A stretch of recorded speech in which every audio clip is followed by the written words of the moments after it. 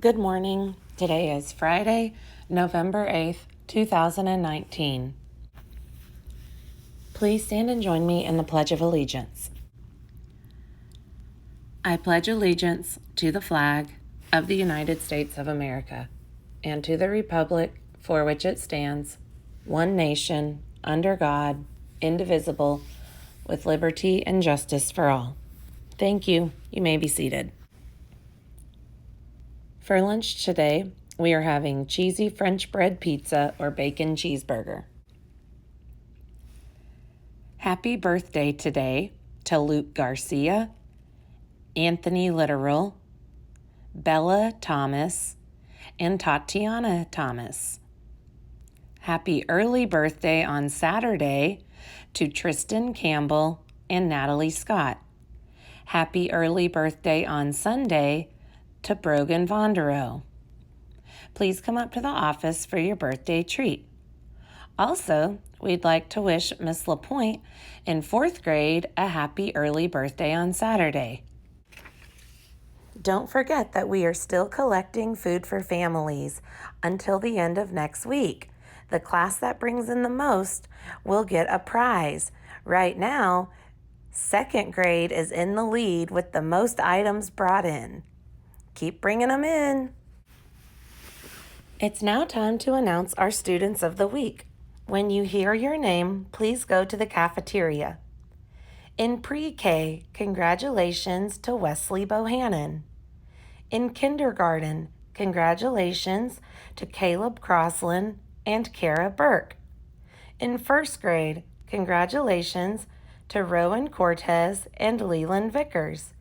In 2nd grade, congratulations to Chad Taylor and Michaela Lassiter. In 3rd grade, congratulations to Lyndon Botello, Kylie Jackson, and Raylan Farrell. In 4th grade, congratulations to Cody Tully and Ava Campbell. In 5th grade, congratulations to Luis Cerron and Ruth Infante. Congratulations, students! Remember, at South Elementary we soar. Stay safe, on task, accomplish goals, and respect. If you'd like, stay tuned for a pumpkin story after today's announcements. Otherwise, have an amazing day. Today I'm going to share a story with you called Pumpkin Jack. This story is on AR, and the quiz number is 46148. I hope you enjoy it. When Tim carved his first pumpkin, it was fierce and funny and just perfect. A jack-o'-lantern this good deserved a name, so Tim gave it one, Jack. Long after the best trick-or-treat candy was eaten, Tim still kept Jack. At night, when a candle made Jack's face dance on the wall and filled the dark with warm pumpkin smells, Tim felt Jack was almost magic. Yet too soon, the spell was broken. "This pumpkin is beginning to rot," announced Mom. "It's time to throw it out." Tim knew it was useless to argue. He carried Jack to the garden, which was filled with the brown ghosts of last summer's plants. A dead garden is better than a trash can, thought Tim. Still, it made him sad to leave Jack outside and alone. Whenever chores or play brought Tim to the garden, he looked at Jack. Every time Jack was different. He became wrinkled and his fierce smile began to look silly.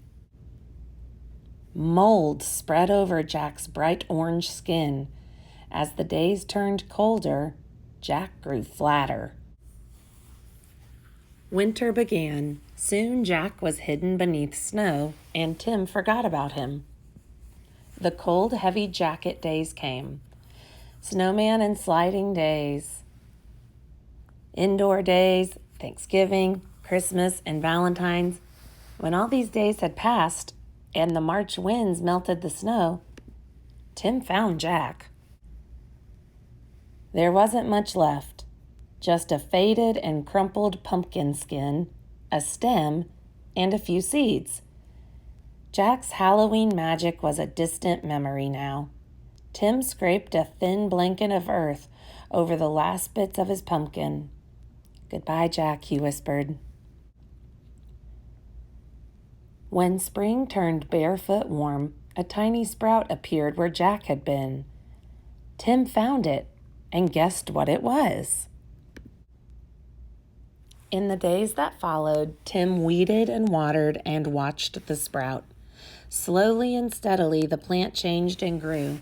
It branched and spread a web of vines over the ground, but no pumpkins appeared.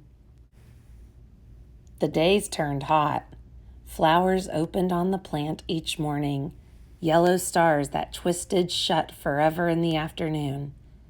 Still, there were no pumpkins. Finally, Tim found a little green ball glowing behind a crumpled blossom. A pumpkin! Tim let out a whoop and ran to show his mom. By August, the plant had spilled onto the lawn. Tim's favorite game became pumpkin hunting. He carefully waded among the leaves, searching for green pumpkins like hidden treasures. School began again and the days cooled. Tim had less time to visit the garden. When he did, the pumpkin plant seemed tired. There were few new leaves, and the old tatter ones no longer hid the fat green pumpkins. Then, one October morning, Tim woke to see the frost coating the garden. The frozen plants seemed changed to pale blue glass. After school, Tim discovered what the frost had done. The pumpkin's plant's leaves were as limp as wet paper. It was dying. Tim searched among the withered leaves for the unripe pumpkins. He picked them and put them on the front porch, hoping for one more change. By Halloween, the pumpkins had ripened to bright orange. There were many, for the plant had been generous. Tim was generous too. He gave away all but one. From jack-o'-lantern to seed to pumpkin again, the circle was almost complete. Now it was time for Tim to do his part. He gave his pumpkin a face. It smiled at him in a fierce and funny way. Tim smiled too and said, "Welcome back, Jack." The end. I hope you enjoyed reading Pumpkin Jack with me. Remember, the quiz number on AR is 46148. Have an amazing day.